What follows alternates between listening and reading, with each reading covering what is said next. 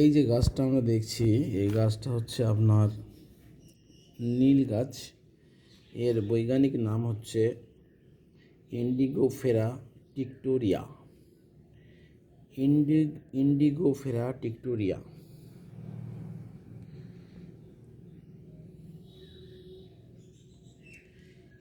ইন্ডিগোফেরা টিক্টোরিয়া বা নীল গাছ।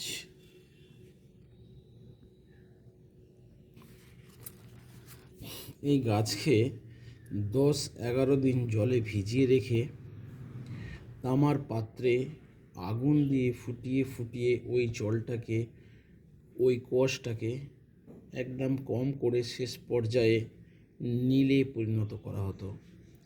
ইংল্যান্ডের টেক্সটাইল শিল্পের বিপ্লব বা শিল্প বিপ্লবের পর নীল রঙের চাহিদা ইংল্যান্ডের বাজারে প্রচণ্ড হয়ে পড়ে। এই নীল রঙের চাহিদা পূরণ করতে নীলকর সাহেবরা এই বাঙালিদের উপর অত্যাচার শুরু করে নীল চাষে বাধ্য করা হয়। এই নীল চাষ করতে কোনো রকম লাভ হতো না আমাদের এই চাষিদের, তবুও নীল চাষ করতে বাধ্য করা হতো। এটা যেটা দেখছি আমরা, এটা হচ্ছে নীল গাছ।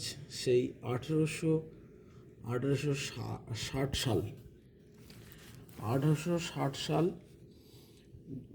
ভারতবর্ষে বা বাঙালির ইতিহাসে একটা বিদ্রোহ বা কৃষকদের একটা বিদ্রোহ সংগঠিত হয়। 1859 থেকে 60 সালে বাংলায় সংগঠিত এই বিশাল কৃষক বিদ্রোহ, যা ছিল মূলত অসন্তোষের কারণ। ইংরেজ নীলকরদের অত্যাচার এবং শোষণের বিরুদ্ধে বাঙালি কৃষকদের প্রতিবাদী আন্দোলন। এটা শুধুমাত্র একটা বিদ্রোহ ছিল না, বাংলার সাধারণ মানুষের এবং জনজাগরণের প্রতীক হিসেবে ছিল। 1757 খ্রিস্টাব্দে পলাশী যুদ্ধে সিরাজের পরাজয়ের পর বাংলা তথা সুলতান সিরাজের পরাজয়ের পর ইংরেজরা ভারতবর্ষে আধিপত্য বিস্তার করে ফেলে। এরই ফলশ্রুতি হিসেবে ভারতবর্ষের বিভিন্ন পণ্যের ব্যবসা বাণিজ্য ইংরেজরা ভারতবর্ষে শুরু করে। ইউরোপের নীল রঙের চাহিদা ব্যাপকভাবে ঘটেছিল। ইংল্যান্ডে শিল্প বিপ্লবের ফলে নীল রং অত্যাবশ্যক হয়ে পড়েছিল। এই নীল সংগ্রহের প্রক্রিয়া শুরু করেছিল ইংরাজ নীলকর সাহেবরা, যে বাংলায় কৃষকদের জীবন জীবিকা দুর্বিষহ হয়ে পড়ে এবং জীবিকা ধ্বংস হয়ে যায়। বাংলার কৃষকরা দাসে পরিণত হয়ে যায়। ব্রিটিশ সরকার এই বিদ্রোহ দমন করতে কড়া পদক্ষেপ শুরু করেন। স্থানীয় প্রশাসন পুলিশ নিয়ে প্রচণ্ড দমন ও পীড়ন শুরু করে। কৃষকদের আন্দোলন এতটাই শক্তিশালী হয়ে উঠেছিল যে নীলকর সাহেবরা, ইংরেজরা সম্পূর্ণভাবে এই আন্দোলন দমন করতে ব্যর্থ হয়েছিল। 1960 সালে নীলকর সাহেবরা ইংরেজরা একটা নীল কমিশন গঠন করেছিল। মানুষের অত্যাচার ওদের কানে যাওয়ার পরে কৃষকদের এই দুর্দশা লাঘব করার জন্য নীল কমিশন গঠন করা হয়েছিল, কিন্তু আখেরে লাভ কিছু হয়নি। তবে নীলকরদের অত্যাচার সামান্য একটু কমেছিল বটে, কিন্তু নীল চাষ চলছিল। ধীরে ধীরে এই আন্দোলন ভারতবর্ষের স্বাধীনতা সংগ্রামী আন্দোলনে পর্যবসিত হয়ে যায়। বাঙালিরা ভারতবর্ষের স্বাধীনতা আন্দোলনের পূর্বসূরি হয়ে ওঠে। নীল বিদ্রোহের আর একটা ভালো দিক ছিল কি, এটা বাংলা সাহিত্যের একটা উন্মোচন ঘটেছিল। সেটা কিসের উন্মোচন? বাংলার উন্মোচন, একটা বাংলা সাহিত্যের উন্মোচন। দীনবন্ধু মিত্র একটা নাটক লিখেছিলেন, বাঙালিদের দুর্দশা, অত্যাচার, নীলকর সাহেবদের অত্যাচারের কথা নীল দর্পণ নাটকের মাধ্যমে প্রকাশ করেছিলেন। এই নীলকর সাহেবরা পরবর্তীকালে এই নাটকটা নিষিদ্ধ করে দিয়েছিল। নীল দর্পণ নাটক পরবর্তীকালে এটা নিষিদ্ধ হয়ে যায় এবং বন্ধ হয়ে যায়। বাংলার কৃষকরা এই নীল আন্দোলনকে ভারতবর্ষের স্বাধীনতা আন্দোলনে পর্যায়ে নিয়ে চলে যায়।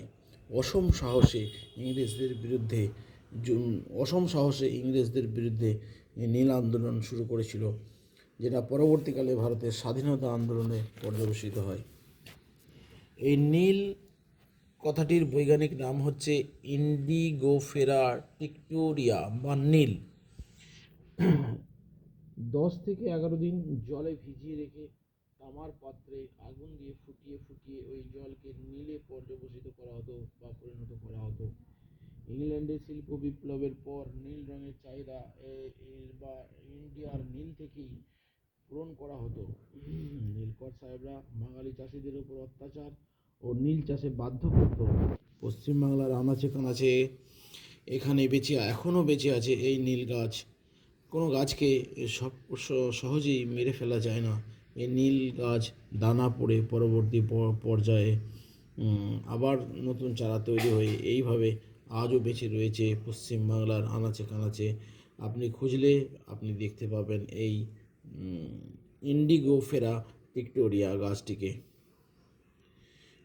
এই নীল গাছ থেকে যা নীল সংগ্রহ করা হতো তার সমস্ত মুনাফা ইংরেজরা ভোগ করত এবং এই নীল ইংল্যান্ডের বাজারে রপ্তানি করে দেওয়া হতো। বাংলা সাহিত্যের দ্বার উন্মোচন হয়েছিল নীল দর্পণ নাটকের মাধ্যমে, যা দীনবন্ধু মিত্রের লেখা নাটক নীল দর্পণ, 1960 সাল।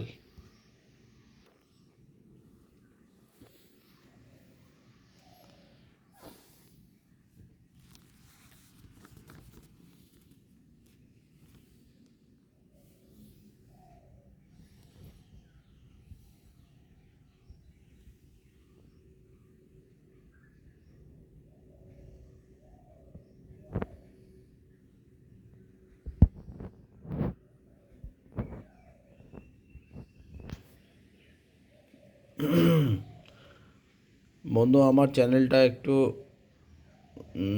দয়া করে সাবস্ক্রাইব করবেন এবং ভালো লাগলে লাইক করবেন।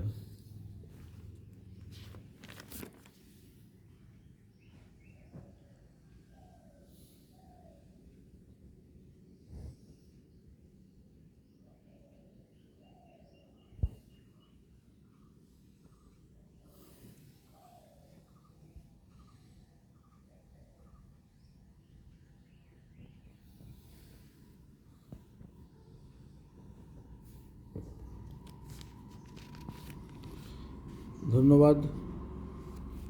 এই বলে ভিডিও শেষ করছি। বন্দে মাতরম, জয় হিন্দ।